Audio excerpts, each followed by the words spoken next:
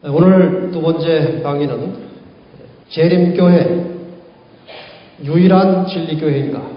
우리가 지금 남은 자손으로서 우리 제7일 안식일 예수 재림교회가 어떻게 출발했는지 그 배경을 말씀드렸는데, 과연 이 역사의 마지막에 이것이 유일한 진리교회인가 하는 것입니다. 이 남은 자손과 관련된 계시록의 두 기절을 다시 한번 보겠습니다. 그 여자의 남은 자손 곧 하나님의 계명을 지키며 예수의 증거를 가진 자, 이렇게 기록이 되어 있고요. 계시록 14장 12절은 그 남은 자손 곧 그 성도들에게 인내가 필요한데, 그 사람들은 어떤 사람들인가 하면은 하나님의 계명과 예수 믿음을 지키는 자니라. 그러니까 이 두 성경절을 합치면 세 가지 특징이 나오는데, 하나님의 계명, 예수의 증거, 예수의 믿음, 이렇게 나오는 것 같습니다. 이 말씀과 이 역사적으로 재림교회가 탄생한 그 배경을 중심으로 해서 과연 제7일 안식일 예수 재림교회가 이 역사의 마지막에 남아있는 유일한 진리교회인지, 그것을 확인해야 우리가 좀 더 확고하게 이 교회의 뿌리를 내릴 수 있지 않겠습니까? 이 도표에서 보신 대로 제7일 안식일 예수 재림교회는 네 번째 싸움에 출연하는 교회입니다. 그래서 1798년 이전에는 남은 교회가 탄생할 수 없습니다. 계시록 12장 17절에 예언된 남은 교회는 반드시 1798년 이후에 탄생해야 하는 것입니다. 그래서 성경에 예언된 남은 교회는 교황이 몰락한 1798년 이후에 탄생한 교회라야 한다는 것입니다. 요한계시록 12장 17절에 예언된 지금까지 우리가 공부한 남은 교회는 전후 문맥으로 보아서 선악의 세 번째 싸움이 마친 다음에 나타나야 합니다. 세속의 권력과 타락한 교회가 하나님의 백성을 핍박하던 선악의 세 번째 싸움은 교황권이 몰락한 1798년에 끝이 났습니다. 제7일 안식일 예수 재림교회는 1860년에 이름을 갖게 되었고 1863년에 조직을 갖추고 출발했기 때문에 이 첫 번째 조항에 합당한 교회입니다. 물론 이후에 탄생한 다른 교회도 많이 있습니다만은 한두 가지 조건 가지고 되는 것이 아닙니다. 두 번째, 유럽의 청교도들이 이주해서 세운 미국에서 태어나야 합니다. 남은 교회는 미국에서 태어나야 하도록 되어 있어요. 1517년 종교개혁 이후에 잠시 번창하던 개신교회는 1540년에 창설된 제수이트의 활동으로 큰 타격을 입게 됩니다. 그래서 이 교회가 그동안 큰 핍박을 받아오다가 종교개혁으로 잠시 뭐가 되는 듯 하더니 또 어려워지는 것입니다. 그 상황에 대하여 선악의 3차 싸움을 설명하는 계시록 12장 13절로 16절에 보면은 여자가 큰 독수리의 두 날개를 받아 광야 자기 곳으로 날아가 거기서 그 뱀의 낯을 피하여 한 때와 두 때와 반 때를 양육받으며, 우리가 한 때, 두 때, 반 때 공부는 안 했지만 다 아시는 거 아닙니까? 1261 그리고 1260년간에 이 로마 교회가 종교 암흑 시대를 지배하면서 하나님의 백성들을 핍박해서 수많은 개신교들을 죽인 그런 역사입니다. 여자의 뒤에서 뱀이 입으로 그 물을 강같이 토하여, 이건 핍박의 강도를 말하는 것입니다. 여자를 물에 떠내려 가게 하려 하되, 다시 말하면 핍박으로 교회를 쓸어버려서 없애버리려고 하는 것입니다. 그런데 성공할 뻔했는데 누가 여자를 도왔다고 그랬어요? 땅이 여자를 도와 그 입을 벌려 용의 입에서 토한 강물을 삼켰다. 이 말대로 보면은 땅이 여자를 안 도왔더라면은 개신교는 말살됐을 것이라 그 말입니다. 그럼 땅이 여자를 도왔다는 말은 무엇인가?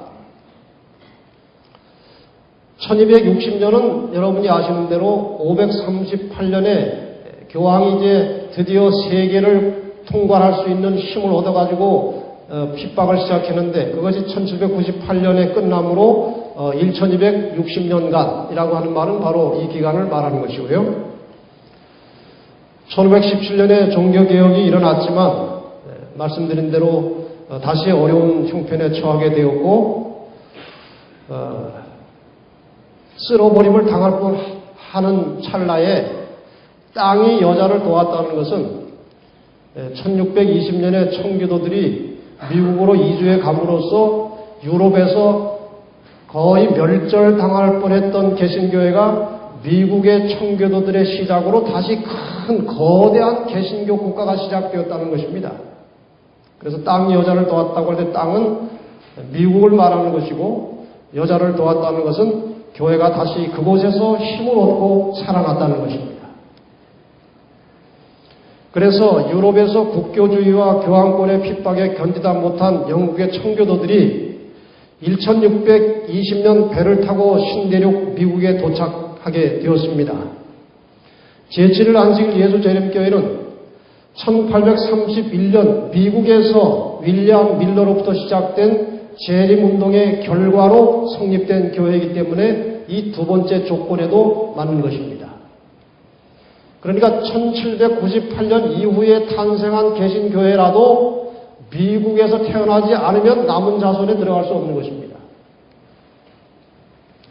세 번째로 이 성경에 예언된 남은 교회는 예수의 믿음을 지키는 교회라야 하는 것입니다. 제7일 안식일 예수 재림교회는 예수를 믿음으로 구원 얻는 진리를 확실하게 믿는 교회입니다. 여러분 교회에서 혹시 아무리 믿음이 좋아도 행함이 섞여야 구원받는다고 가르치면 그건 잘못된 것입니다. 오직 구원은 믿음으로 되는 것임을 우리 기본교리 164페이지에 말하고 있습니다.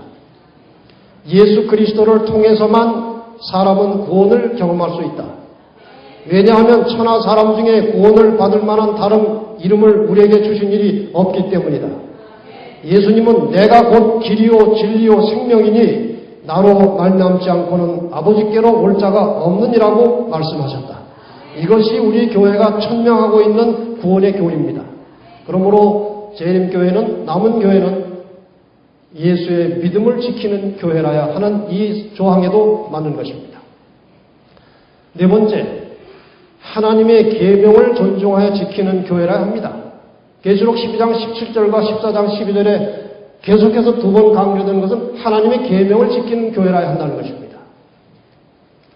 십계명은 성경 전체를 압축해 놓은 하나님의 뜻이므로 결코 폐지할 수 없는 것이며 영원한 구속력을 갖는 것입니다. 그러므로 십계명의 제4계명인 안식일도 폐지되지 않았고 그리스도인은 여전히 안식일에 예배할 의무를 갖는 것입니다. 믿음으로 구원받은 제7일 안식일 예수 재림교회 교인은 구원의 조건이 아니라 구원받은 하나님의 백성으로서 안식일을 포함한 십계명을 존중하여 순종하는 삶을 살아야 하는 것입니다. 이것이 우리의 입장입니다. 그래서 하나님의 계명을 존중하여 지키는 교회라야 한다. 이것도 이제 우리가 준수하고 있는 것입니다. 다섯 번째, 예수의 증거, 대언의 그리고 예언의 선물을 가지고 있어야 한다. 예수의 증거는 예언과 관련된 것이고 남은 교회는 예언의 빛으로 어두운 세상을 밝혀서 길을 보여줘야 하는 사명을 가지고 있습니다. 제7일 안식일 예수 재림교회는 다니엘서와 요한계시록에 기초한 예언의 기별을 온 세상에 힘차게 외치고 있고 또 앞으로도 그렇게 해야 하는 것입니다. 오늘 이 재림교회가 좀 더 번성하지 못하고 힘을 쓰지 못하는 여러 가지 이유 중에 하나는 다니엘서와 요한계시록에 명시된 이 기별을 좀 더 힘있게 증거하지 않기 때문에 그런 것입니다. 우리는 이 기별을 가지고 타협해서는 안 되는 것입니다. 분명히 이 마지막 세상에 하나님께서 원하시는 뜻이 무엇인지를 밝혀야 하는 것이고, 우리가 이 선악의 대쟁투 속에서 악의 세력의 주체가 무엇인지를 알려주어야 사람들이 전쟁을 똑바로 할 수 있는 것입니다. 그것이 다 예언을 통해서 나오는 것입니다. 또한 재림교회는 영감적 계시, 즉 엘렌 화이트를 통해서 주어진 기별을 통하여 그리스도인의 현재적 삶의 원칙과 미래의 세계를 명확하게 제시하고 있다. 이 재림교회만큼, 재림교회처럼 예수의 재림과 관련된 모든 사건을 상세하게 천년기까지 포함해서 이 땅이 회복될 때까지 역사를 재림교회만큼 그렇게 정확하게 정밀하게 깨닫고 가르치는 교파가 세상에 존재하지 않습니다. 이것은 다 마지막 시대에 주어진 예언의 선물의 은혜로 우리가 그렇게 할 수 있게 된 것입니다. 그래서 이 재림교인들은 좀 더 그 예언의 선물에 대하여 깊은 관심을 가지고 살아야 할 필요가 있습니다. 재림교회는 자꾸 예언의 신으로부터 이렇게 희미해지고 멀어져가는 느낌을 주는 반면에 지금 개신교회에서는 목사들 사이에 서서히 엘렌 화이트를 겉으로는 막 이단의 괴수라고 하면서도 내막적으로는 그 책을 몰래 보고 설교하는 목사들이 점점 늘어가고 있습니다. 광주에 안식일 교인 장로교 목사가 한 사람 있었습니다. 말이 이상하지만 사실입니다. 그분의 친구가 우리 돌아가신 김현성 목사님이었습니다. 호남 앞회장 하시던 분. 그분이 이제 우리 재림교회 예언의 신을 다 선물로 줬어요. 이 사람이 읽고 나서 혼자 안식일을 지키는 안식일 교인이 된 겁니다. 그리고 설교는 안식일만 빼놓고 예언의 신에서 다 발췌해가지고 거기에서 설교를 만들어서 설교를 하는 것입니다. 사람들이 얼마나 감동을 받는지요. 설교 마치고 나면 목사님께 와가지고 교인들이 목사님 계시 받으셨죠? 계시를 안 받고서야 어떻게 그렇게 영감적으로 설교를 하십니까? 그런데 이 목사님이 어느 날 청년들과 투망으로 고기잡이 하러 가셨다. 심장마비로 돌아가셨어요. 교회에서는 지금 난리가 난 것입니다. 일단 장례식은 치렀습니다. 두 번째 문제가 생겼습니다. 그런 설교를 하는 목사를 찾아야 하는 것입니다. 그런데 주일마다 목사를 초청해서 설교를 듣는데 유명한 목사님들 그전 설교가 안 나오는 것입니다. 6달 동안 20명 이상의 목사를 초청해다가 설교를 들었는데 그런 설교가 안 나오는 것입니다. 할 수 없이 그 중에 제일 나은 한 젊은 목사를 이제 당회장으로 모셨는데 한 2,000명까지 늘었던 교회가 2년 안에 200명으로 줄더라는 것입니다. 이 재림교회가 정말 이 성경과 예언의 신의 말씀에 충실한 메시지가 나온다면 교회는 부흥할 것입니다. 한 문서전도인이 안양인가 어디에 그 문서전도를 하러 갔습니다. 근데 교회를 들어갔어요. 대쟁투 총서를 가지고 들어갔어요. 그 목사가 그걸 딱 보더니 눈이 이만해지더래요. 아니 왜 놀라십니까? 당신이 어떻게 알고 이 책을 여기 가져왔습니까? 아니, 웬일이십니까? 그런 대우는 처음 봤거든요. 뭐 문전박대에서 내쫓는데 안식교 책 안 산다고. 그 자초지종을 들었어요. 자기 친구가 이 책을 가지고 있더래요. 그리고 자랑을 하더니 이게 얼마나 좋은 책인지 모른다고. 그래서 한 권만 빌려달라고 그랬더니 안 빌려주더래요.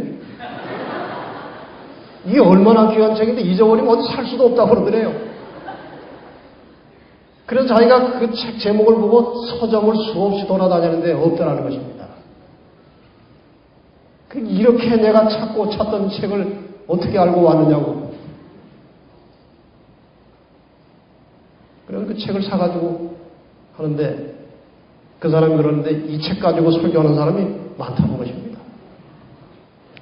여러분, 이 예언의 신의 책은요, 정말 이 말세를 살아가는 성도들에게 놀라운 메시지가 그 속에 들어있는 거예요. 그래서 우리 재림교인들은 자기 신앙 이렇게 누가 설교 잘 못해가지고 내 신앙이 안 자란다고 절대로 핑계하면 안 됩니다. 자기 스스로 얼마든 집에서 성경과 예언의 신을 통해서 말씀의 욕구를 충족시킬 수 있는 만반의 준비가 갖춰져 있어요.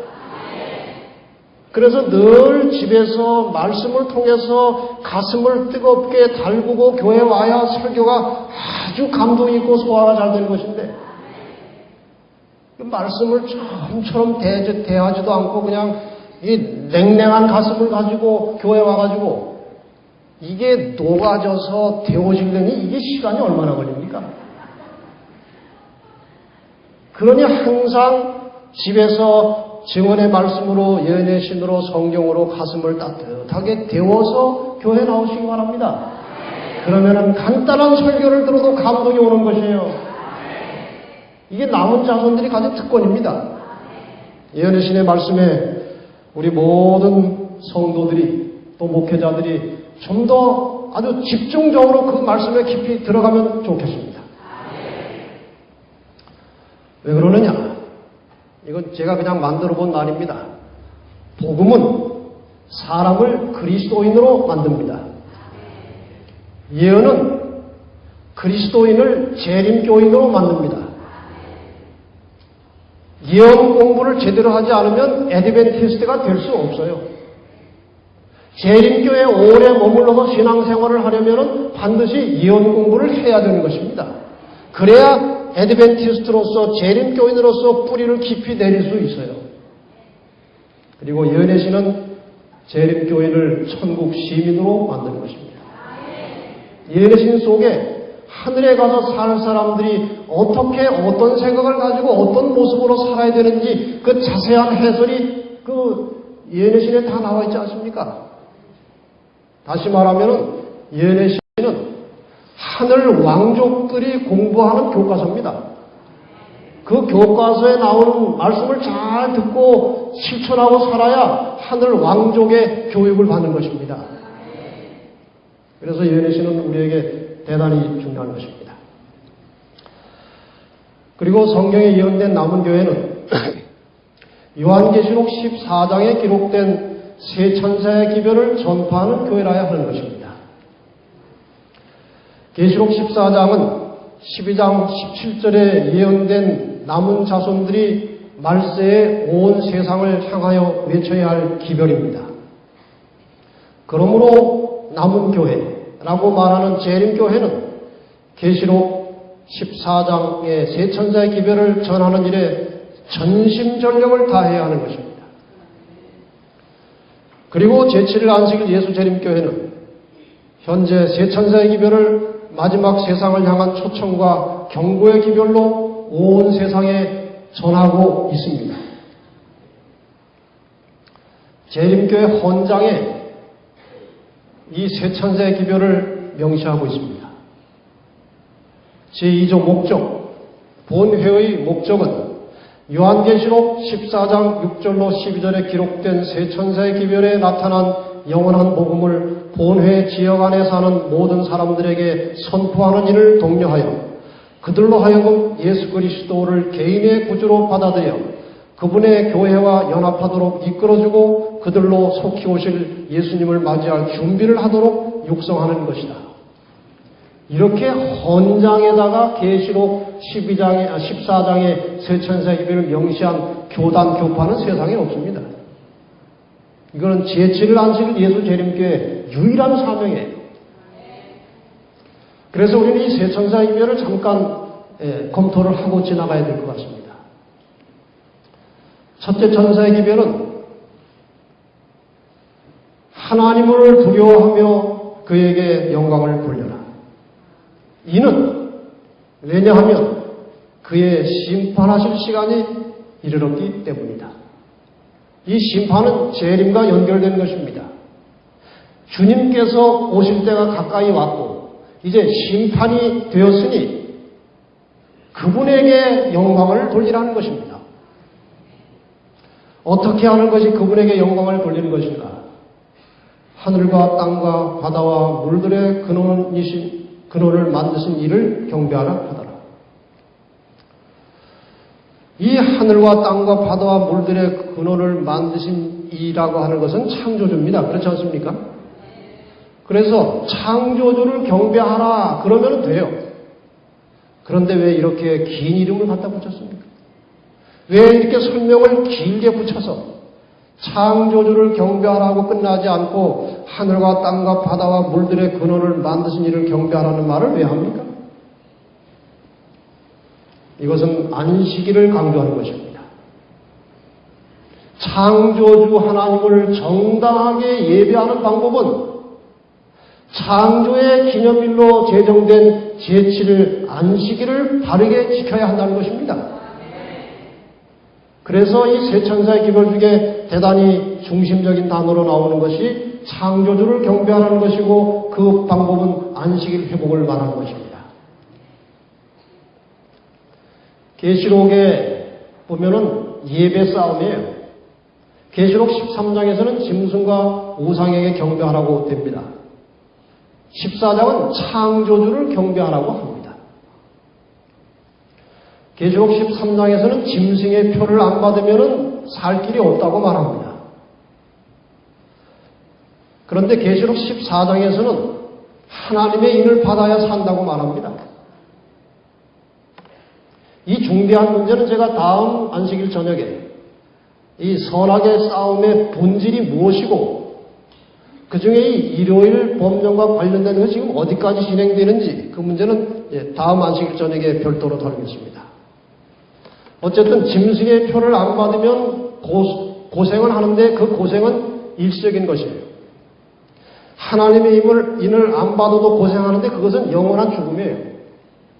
그러니까 알아서 하라는 것입니다. 잠깐 고생할래 영원히 죽을래 그겁니다. 그만큼 이것은 중요한 문제예요. 그리고 결론적으로 계시록 13장은 일요일을 높이고 있고 계시록 14장은 안식일을 높이고 있어요. 계시록 13장과 14장이 싸우는 것이고 그것이 끝나면 역사는 끝나는 것입니다. 둘째 천사가 외칩니다. 둘째가 그 뒤를 따라 말하되 무너졌도다 큰 성 바벨론이요 모든 나라를 그 음행으로 인하여 진노의 포도주로 먹이던 자로다 하더라. 이 둘째 천사가 주로 하는 말은 바벨론이 무너진다는 것입니다. 바벨론이 뭐냐 이겁니다. 이 바벨론이라고 하는 말의 근원은 바벨탑에서 나왔죠. 바벨탑 이야기를 잘 아십니다. 원래 바벨탑이 아니고 그냥 큰 성과 대를 쌓은 것인데 하나님께서 그것이 하나님을 대적하는 행위이기 때문에 중단을 시켰습니다. 언어를 혼잡시켜 놨습니다. 그래서 공사를 할 수가 없었기 때문에 그것을 바벨탑, 언어가 혼잡돼서 공사를 할 수 없었기 때문에 결과적으로 주어진 이름이 바벨탑이라는 말이고 그것은 혼잡하다, 혼동한다, 섞여 있다 그런 뜻입니다. 초기 기독교에는 아주 순수하게 하나님의 말씀에 기초해서 신앙을 하고 있었습니다. 그 신앙이 상당히 오랜 기간 동안 이어졌지만 성이 313년 콘스탄틴 황제가 밀란 칙령을 내려서 기독교에 자유를 준 다음부터 교회는 타락의 길을 걷기 시작했습니다. 핍박받을 때는 핍박과 싸우면서 신앙의 순결을 지켰는데 자유롭게 되니까 타락하기 시작한 것입니다. 한 역사는 이렇게 기록하고 있습니다. 이제 기독교는 단지 명목상 그리스도인을 가장한 사람들이 다수를 이루고 큰 비율을 이루고 주류를 이루게 되었다. 그들은 이교도에서 이제 기독교로 개종한 사람들은 전에 이교도일 때와 다를 바 없었다. 오리와 타락이 홍수처럼 교회에 밀려들었다. 황제가 기독교를 장려하고 이교도들에게 개신교로 개종할 것을 권면했습니다. 그래서 이교도들이 무수하게 많은 사람들이 세례를 받고 교회로 몰려들었어요. 그게 금방 바뀝니까? 사람이? 그래서 이교도들이 개종을 했지만 그 사람들의 수가 많아졌을 때에 교회 안에는 이교도들의 풍습들이 홍수처럼 몰려들어오는 것입니다. 그래서 교회가 타락한 것이에요.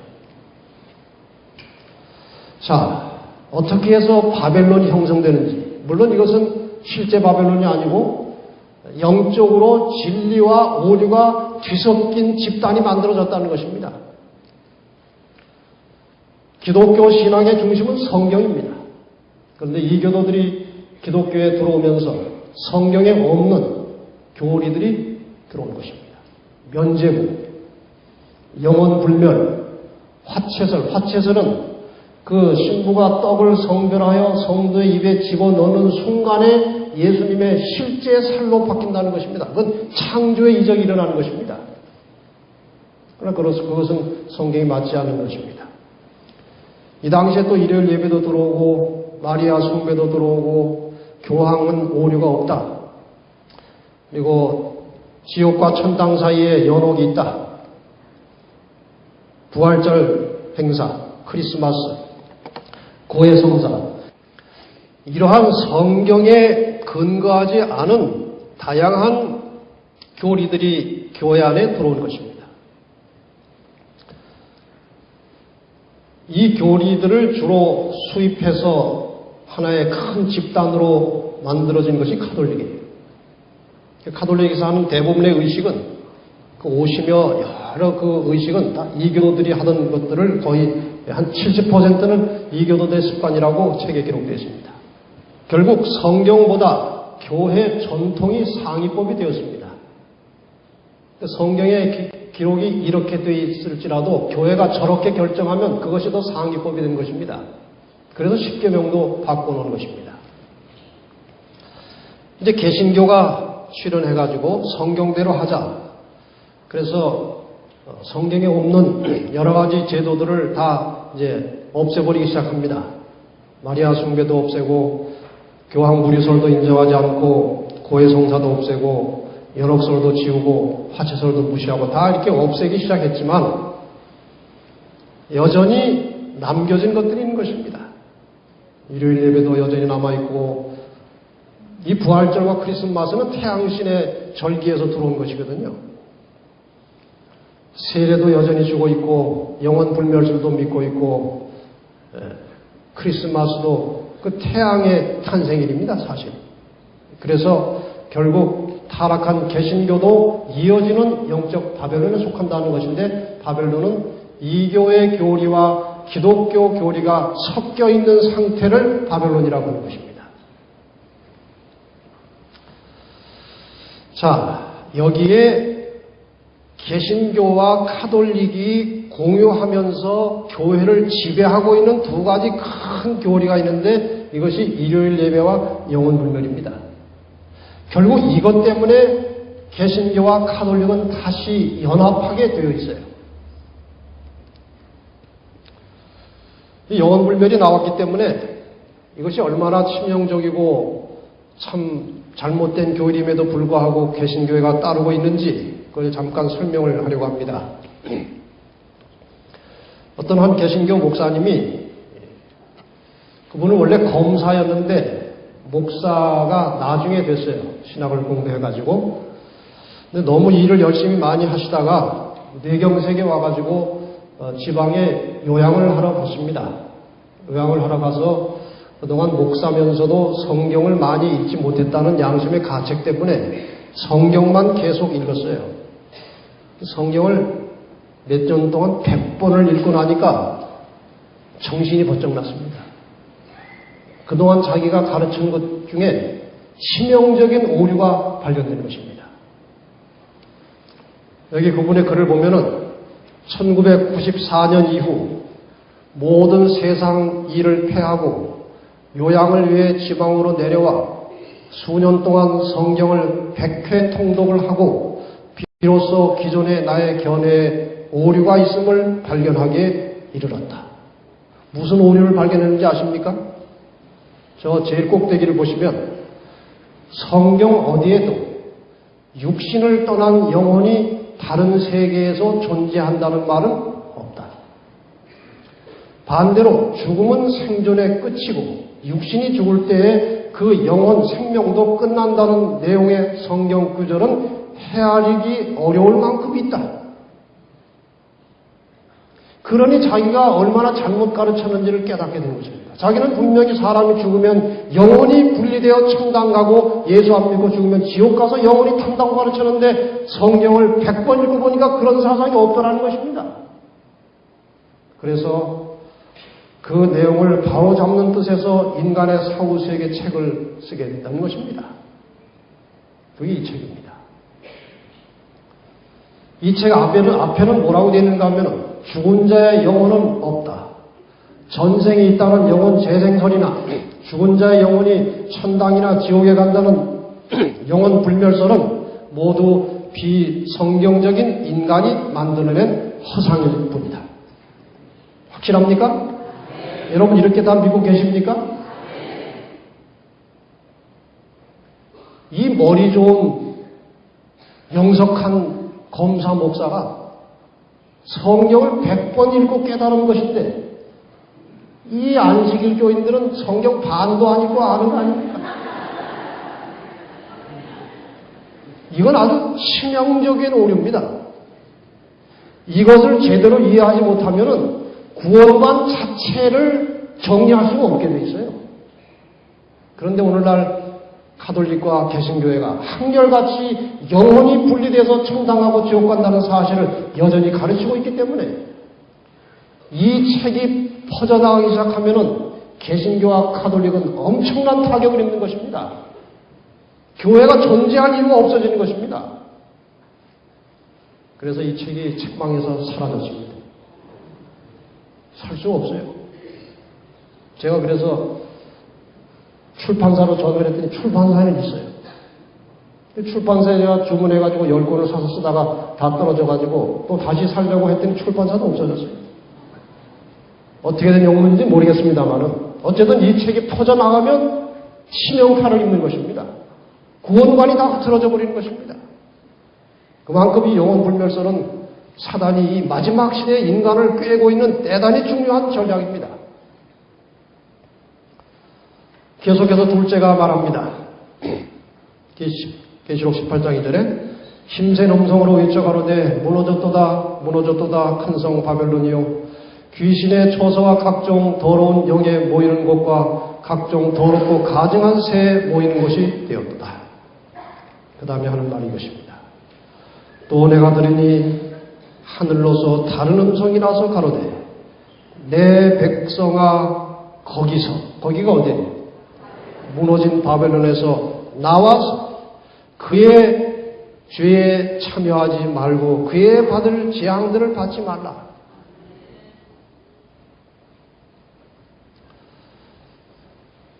이 말을 보면은 영적 바벨론 안에 하나님의 백성이 있다는 말입니까? 없다는 말입니까?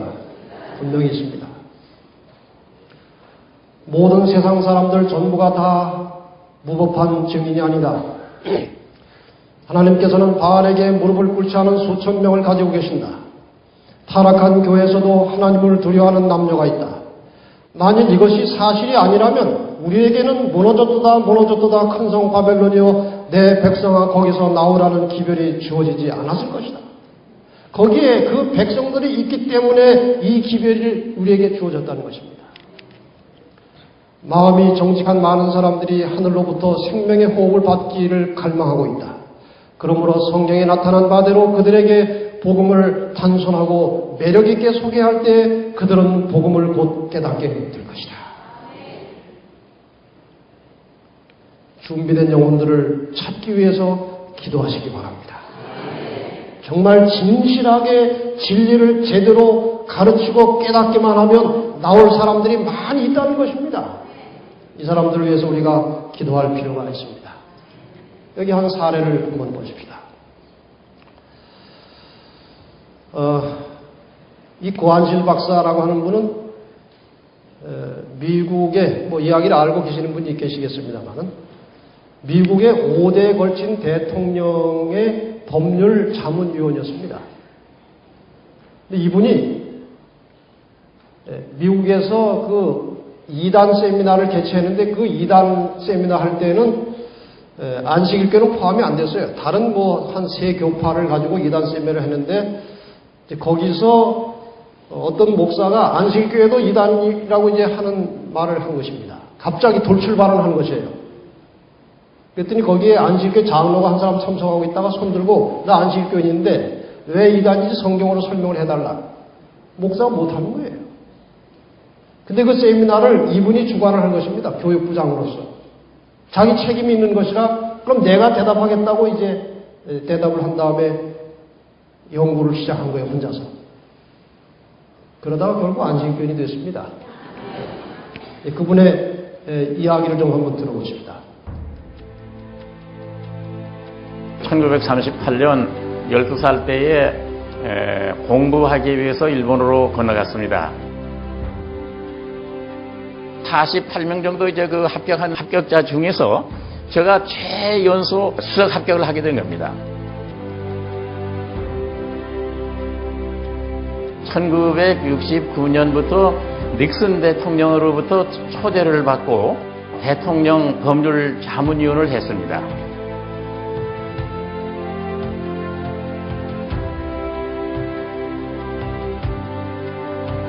어떤 목사님이 나와서 그런 얘기를 하는 거예요. 안식일교도 이단이다. 그렇다면 안식일교 어디가 이단이라는 걸 꼭 내 찾고 말겠다. 내 꼭 책임지고 이단이라는 걸 밝혀내고 말겠습니다.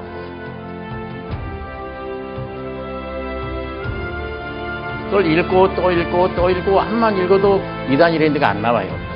그렇다면 성경에서 찾을 수밖에 없다. 제7일 안식일 예수를 재림교회가 이단이 아니고 정당한 교회다. 그걸 제가 알게 된 거예요. 저는 이단으로 간 게 아니라 이단에서 빠져나온 사람입니다. 그렇게 대답을 한 거예요.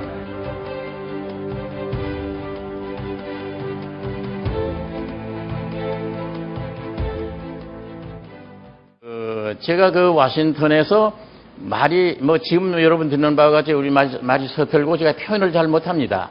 그렇기 때문에 우리나라 뵙교에서 우리나라 그 한인 교회에 나가서 이제 예배를 보고 있었습니다. 1968년경 얘기입니다. 그렇게 하면서 이제 저걸 하고 있었는데 그때에 제가 또 교회 협의회라는 게 창립돼서 제가 대학 교수였으니까 교육위원장이라는 걸 이제 맡게 된 겁니다. 그래서 제가 그 교육위원장직을 맡고 있는데 그 사이에 워싱턴의 사이비 종교가 굉장히 횡행한다고 할까요? 굉장히 아주 성황을 이뤘습니다. 그때에 그러면 우리가 사이비 종교 세미나를 갖자.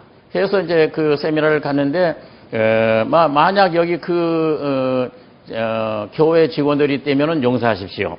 근데 그 당시 통일교, 또 이제 몰몬교, 또 여호와의 증인, 이 세 가지를 이제 저희들이 연구 대상의 세미나로 이제 가졌는데, 근데 그걸 3번을 가지게 되었습니다. 제가 교회 협의회 회장으로 있을 때 한 번 가졌고, 또 청소년은 교육을 시키기 위해서 워싱턴에 YMCA라는 걸 창설해서 제가 초대 이사장을 하면서 거기서 한 번 했고, 또 이제 우리 저 자신을 비롯해서 재미교포 어린 청소년들을 위해서 또 이제 어른들을 위해서 우리나라 문화를 알려야겠다 해서 재미 한국문화협회라는 걸 창설해서 제가 또 초대 회장을 하면서 거기서 또 한 번 했습니다. 그렇게 하는데 어떤 목사님이 나와서 그런 얘기를 하는 거예요.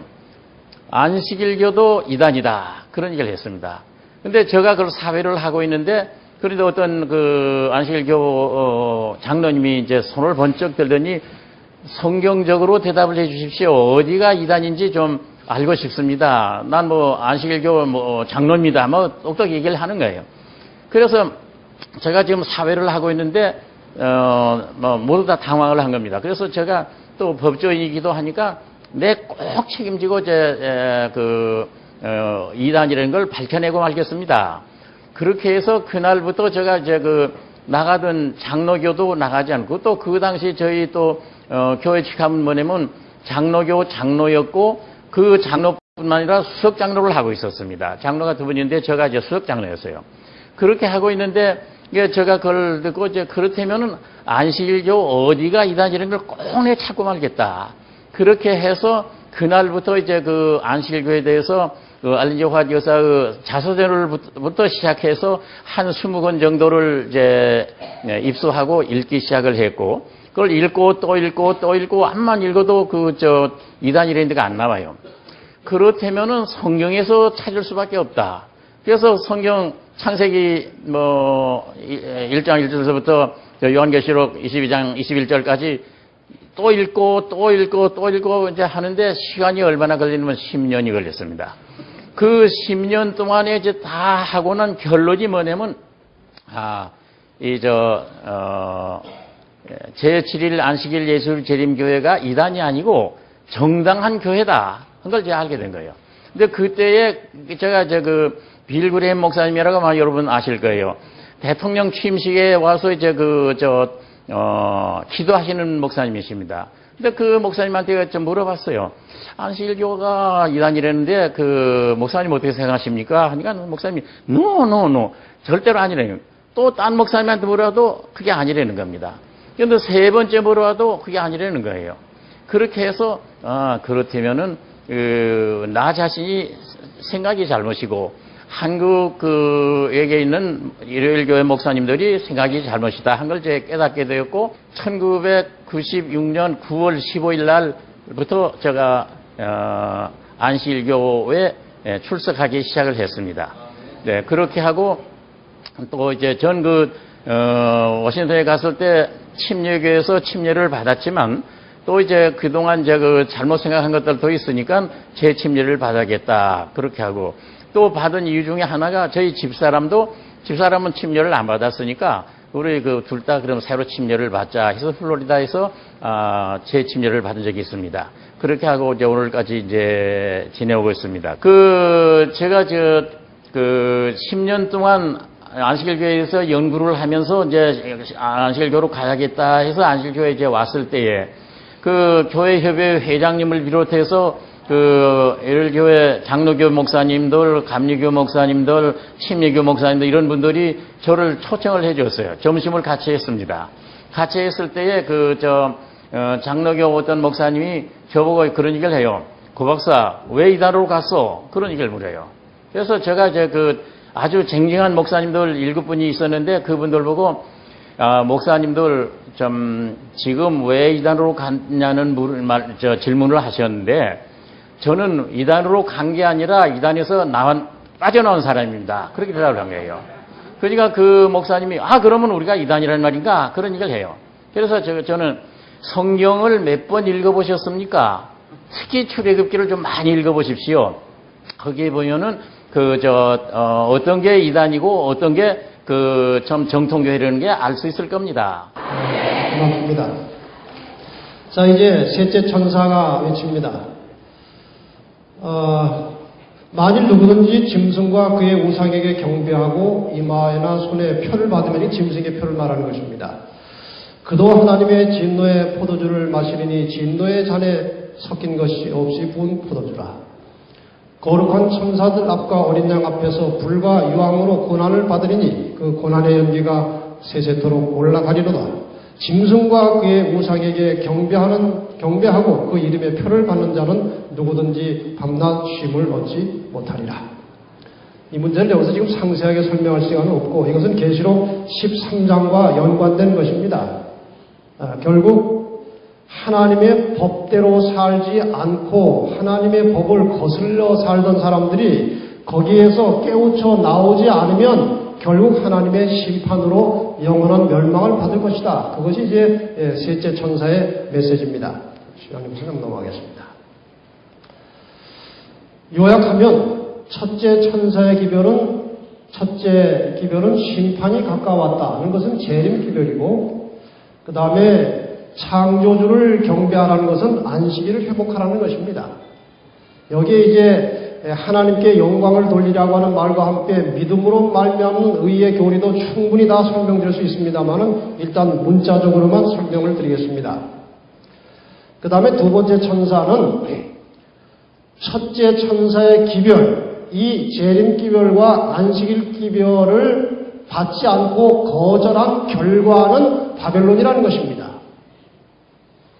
그래서 바벨론은 결국 무너진다는 것이고, 이 무너지는 것이 어떻게 생각하면 간단합니다. 만약에 그 영혼불멸 같은 아까 말씀드렸던 그것이 사실로 온 세상에 드러나면은 바벨론은 그냥 무너지는 것입니다.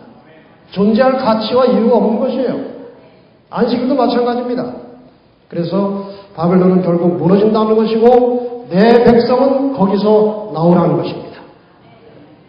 아까 말씀드렸죠? 셋째 천사의 기별은 나오라고 하는데도 안 나오고 계속 바벨론에 남아있으면 짐승의 표를 받게 될 것이고, 짐승의 표를 받으면 그것은 영원한 멸망을 당할 것이라 그것입니다. 이 문제는 다음 안식일 저녁에 좀 더 세부적으로 하겠습니다. 그런데 이 세 천사의 기별은 어느 특정한 민족이나 나라에 국한돼서 전파될 것이 아니고 여러 나라와 족속과 방언과 백성에게 전해야 할 영원한 복음이라는 것입니다. 이 세 천사의 기별은 마지막 시대에 전파될 온 세상 모든 사람에게 전해야 할 영원한 복음이라는 것입니다. 그러므로 성경에 예언된 남은 교회는 세계적으로 모든 민족에게 복음을 전하는 교회라야 하는 것입니다. 세 천사의 기별이 마지막 시대에 필요한 하나님의 구원의 기별이라면 그것은 모든 민족과 나라에 차별 없이 전파되어야 하는 것입니다. 그 목적을 달성하려면 전 세계적인 조직을 갖추고 통일성과 일관성을 가지고 복음 전도에 전심전력을 다해야 전 세계에 복음이 들어가는 것입니다. 제7일 안식일 예수 재림교회는 세계를 하나의 교회로 조직해서 세 천사 기별 전파에 총력을 다하고 있는 교회입니다. 지금 이 도표는 여러분이 그전에 보신 분도 계시겠지만 미국 성소공회에서 발행한 하나의 각 교파별로 어느 나라에 성경을 전하고 복음을 전하는지를 통계로 내놓은 것입니다. 이 밑에 설명서에 보면은 전 세계의 교회들과 성소공회들은 사람들이 성경을 읽고 이해할 수 있는 언어로 보급하는 일에 함께 일하고 있습니다. 다음 페이지들은 당신의 교단과 다른 교단들이 그리스도를 증거하고 있는 나라들을 보여줍니다. 이렇게 기록되어 있는 것입니다. 그래서 두 번째 페이지를 펼치면은 아주 대단히 작고 여러분이 잘 안 보이시겠지만 제가 정직하게 설명을 드릴 테니까 믿어주시기 바랍니다. 저게 아메리칸 바이블 소사이어티라는 미국 성소공회고, 그리고 처치 미션스라고 하는 것은 교회들의 사명, 이런 뜻으로 해석할 수 있어요. 저기 상단에는 64개의 상당히 신실한 기독교 교파를, 개신교 교파를 기록하고 있고, 그 다음에 이제 왼쪽 하단을 쭉 내려가면서 184개의 국가명이 있어요. 그 64개 교파 중에 재림교회가 들어있을까요? 안 들어있을까요? 물론 들어있죠. 여기 두 번째 칸에 애드벤티스트 세븐스데이 해서 들어있어요. 그래서 이제 보시는 대로 이 교파가 이 나라에 들어가면은 여기다 점을 찍는 것입니다. 점을 찍은 건데 점이 잘 보이진 않죠? 그러나 대충 한번 보시기 바랍니다. 이 두 번째 애드벤티스트 세븐스데이는 점이 거의 모든 나라에 찍혀 있어요. 어떤 다른 교파도 이런 교파는 없습니다. 두 번째 페이지에 가도 역시 대부분의 나라에 점이 다 찍혀 있는 것입니다. 어떤 교파도 그런 교파는 없어요. 세 번째 페이지를 가도 다 점이 찍혀 있는 것입니다. 그만큼 재림교회는 이 세 천사의 기별을 땅끝까지 온 민족과 나라에 전할 사명을 가지고 있기 때문에 세계적인 조직체를 가지고 전 세계에 복음을 전하고 있는 것입니다. 전 세계를 13개의 지회로 구역으로 구분을 해가지고 각 지회마다 조직적인 활동으로 온 세계 전역에 복음을 전파하고 있는 것입니다. 세계 228개국 중에 203개국에 공식적으로 들어가 있고 절대로 종교활동을 못하게 금지하는 나라만 못 들어가 있어요. 근데 이번 대총회에는 206나라에서 왔다고 합니다. 그런 나라에서까지 몇 사람이 온 것 같아요. 지금 저 위에 장면이 59차 세계 대총회, 미국 아틀란타에서 대총회가 이루어지고 있는 장면입니다. 그 다음에 그 밑에 사진은 13개로 분할된 각 지회에 새로 선출된 지회장들입니다. 전 세계를 다 이제 포함하는 것입니다. 이 회의는 여기 앉은 사람들은 거의 다 방청객들입니다. 그러니까 안식일날 모인 사람들인데 저 동그라미 속에 들어있는 사람들이 전 세계를 대표하는 2,300명의 대표자들입니다. 저 사람들이 세계 모든 교회 중요한 일을 지금 결정하는데 다 이렇게 동의하십니까? 찬성하십니까? 노란 카드를 다 들고 지금 결정하는 거예요. 한국 사람들도 있고 여러 각지의 사람들이 특청을 하고 정말 206나라에서 모였으니 얼마나 색깔이 복잡한지 모릅니다. 그런데 다 하나같이 질서 있게 움직이는 것입니다.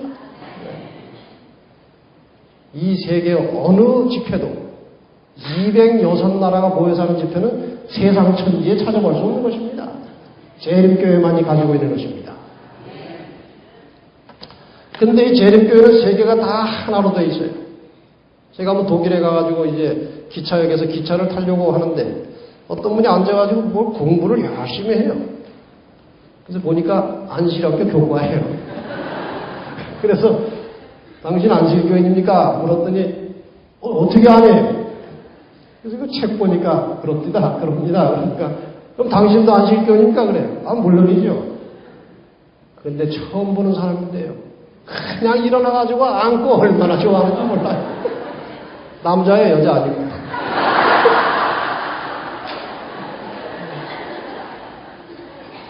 이 제7일 안식일 예수재림교회는요, 어디를 가서 만나도 한 가족임을 느끼십니까? 이런 교단이 세상에 어디 있습니까? 이래서 분명히 이 교회는 역사의 마지막에 남은 자손으로, 여자의 후손으로 남은 자손이 확실한 것입니다. 성경에 예언된 남은 교회는 총정리하겠습니다. 교황이 몰락한 1798년 이후에 탄생한 교회라야 합니다.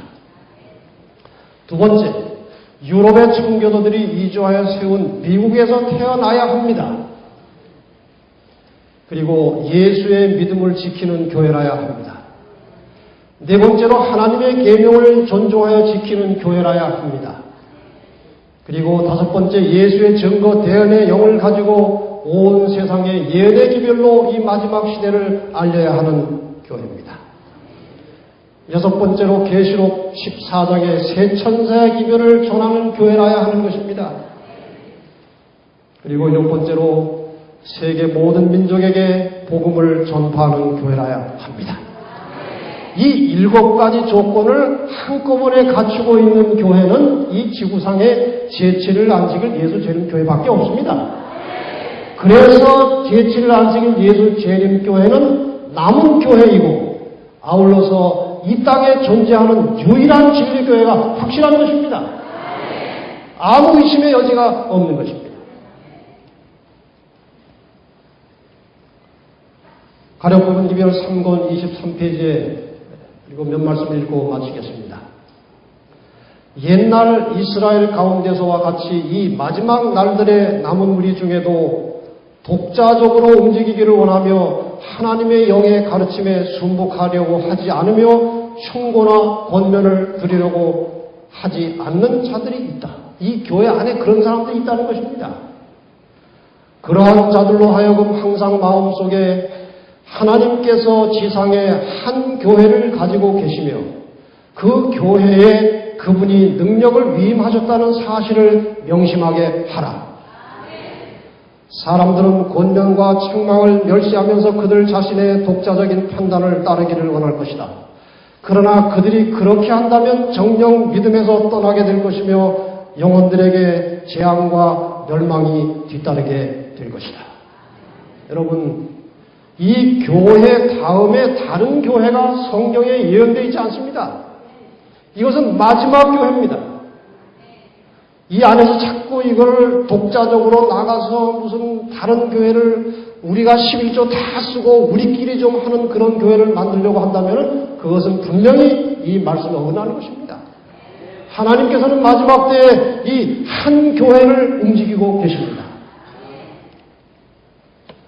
마지막 사건들 43페이지에 보면 모든 사람은 하나님의 계명을 지키며 예수의 믿음을 가진 남은 백성의 예언을 성취시키고 있는 그 유일한 백성에 대해 비방하지 않도록 조심해야 한다. 그러니까 지금 이처럼 소중한 사명을 가지고 이 작업을 해가고 있는 재림교회를 이단이라고 하는 것은 그건 사탄의 정신입니다. 이러한 교회를 왜 이단이라고 합니까?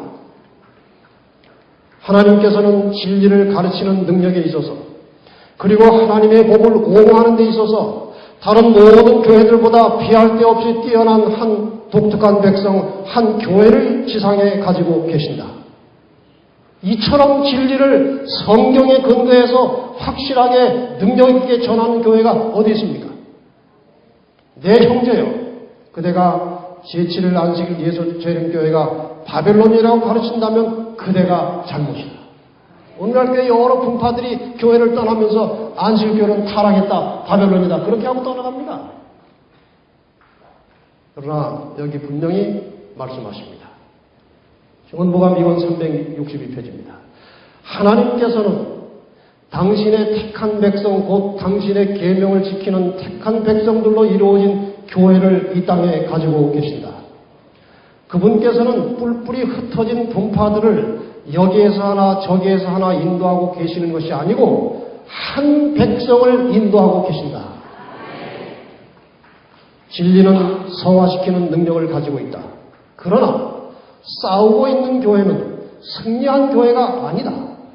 알곡 사이에는 가라지가 있다. 여러분, 이 교회가 하나님의 마지막 남은 진리의 교회인 것은 확실하지만 지금 아직 싸우는 중이기 때문에 이 안에 가라지가 있는 것입니다. 지도자들에게 허물이 있을 수 있고 실수할 수 있는 것입니다. 교회에 여러 가지 약점이 보일 수 있는 것입니다. 그럼에도 불구하고 하나님께서는 이 교회를 마지막까지 인도하시겠다고 말씀하셨습니다. 마침내 이 교회는 언젠가 순결하게 되고 승리하는 교회가 될 것입니다. 여러분, 어떤 유혹이 있을지라도 이 교회를 떠나지 마시기를 바랍니다. 이 교회가 비록 연약해 보이고 허물이 있어 보이고 흠이 있어 보이지만 하나님께서 이 교회를 마지막에 인도하고 계시고 마침내 이 교회는 승리하게 될 것입니다. 이제 우리는 이 다짐을 하고 떠나십시다. 오늘 우리는 재림 성도로서 어떤 다짐과 각오를 가지고 살아야 할 것인가? 우리의 책임은 무엇이고 우리의 사명은 무엇인가? 첫째, 이 재림교회와 재림교회의 이 정통성과 정체성을 유지하고 보존시키는 일에 우리가 힘을 모아야 하는 것입니다. 이것을 자꾸 흐트러 놓으면 교회가 약해지고 하나님께서 일을 할 수 없게 되는 것입니다. 예를 들면 이 재림교회 이름은 방법이 한 가지밖에 없어요. 제7일 안식일 예수 재림교회, 이것이 세 개가 함께 사용하는 이름이에요. 그 다음에 그 밑에다가 지역 이름만 붙여서 표시하는 것입니다. 근데 요즘에 이 교회가 이 이름 말고 다른 이름을 자꾸 지어가고 있어요. 앞으로는 이런 이름 지어서는 안 됩니다. 그리고 이미 가지고 있는 이름들도 서서히 고쳐야 할 것입니다. 우리의 정통으로 돌아가야 하는 것입니다. 우리의 본래 모습을 찾아야 하는 것입니다. 그리고 성서 예언을 좀 더 이전보다 많이 가르치고 배워야 할 것입니다. 예언을 통해서 우리는 애드벤티스트가 되고 재림교인이 되는 것입니다. 그리고 예언의 신의 말씀을 좀 더 가까이 깊이 보시기를 바랍니다. 이것이 우리를 훈련시키는 것입니다. 여기에서 기별이 나와야 하는 것입니다. 안식일과 재림, 이 얼마나 중대한 것입니까? 오늘 안식일이 점점 허물어져 가고 있어요. 안식일이 뭐 그냥 예전에 상상도 하지 못한 일들을 하고 있는 것입니다. 안식일을 회복시키고 진정으로 재림을 기다리는 성도들이 되시기를 바랍니다. 이것이 우리의 정체성이에요. 이것이 무너지면 우리가 같이 무너지는 것입니다. 재림교회는 예언된 마지막 남은 교회가 확실합니다. 오늘 증거를 다 보시지 않았습니까? 절대로 다른 더 뒤에 교회는 없어요. 우리가 이 일을 맞춰야 하는 것입니다. 여러분 아까 말씀드린 대로 어떤 일이 있어도 교회를 떠나지 마시길 바랍니다. 정 힘들면 잠깐 쉬었다가 다시 오세요. 절대 떠나지 마시기 바랍니다. 그러나 쉬지도 마세요. 계속 힘들어도 나오십시오. 그리고 남은 교회가 가진 건강한 기별에 충실한 성도들이 되시길 바랍니다. 기별에 충실한 성도가 되어야 하는 것입니다. 그리고 이 세상의 마지막 운명을 결정짓는 운명의 기별, 새천사의 기별을 전파하는 사명감을 가지고 끊임없이 우리의 모든 생활 속에서 이 복음을 전하는 증인들이 되시기를 바랍니다. 하나님께서 역사의 마지막 순간까지 이 교회와 이 교회를 구성하고 있는 모든 성도들과 분명히 함께 하실 것입니다. 이러한 새로운 마음의 결심을 가지시고 돌아가셔서 열심히 일하시고 그리스도의 신실한 증인들이 되시기를 간절히 바랍니다.